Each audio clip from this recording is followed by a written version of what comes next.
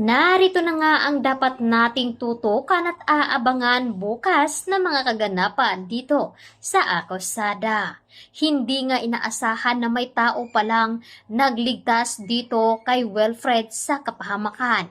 Nung mabundol nga ito sa isang puno, ay sakto naman ang isang investigador ay nakasunod din pala.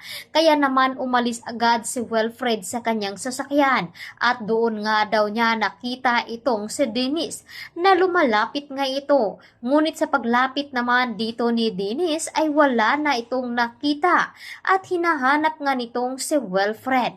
Ngunit nakuha nga dito ni Dennis ang isang kahon na naglalaman sa ebidensya na naroroon ang katunayan na si Dennis ang pumaslang kay Joy.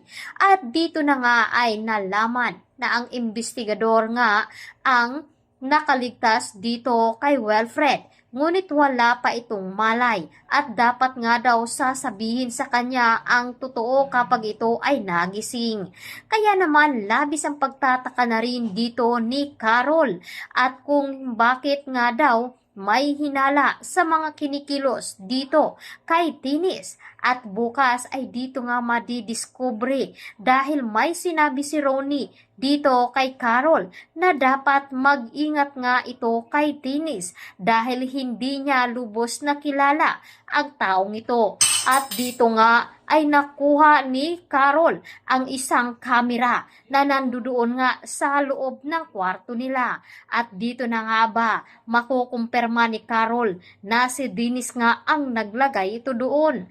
Todo dinay naman itong si Dennis na wala nga daw itong kinalaman sa pagkawala dito ni Wilfred na pati ang mga kapulisan ay hindi nila mahanap or hindi nila makita. Ngunit may pagdududa na nga ang mga pulis na mayroong nagtangka sa buhay dito ni Wilfred dahil sa nakita nga na natamo ditong basag na salamin sa kanyang sasakyan.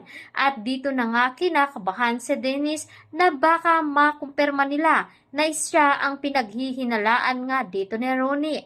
Kaya tutukan natin ito bukas na mga kaganapan sa nalalapit na pagtatapos dito lamang sa Akosada.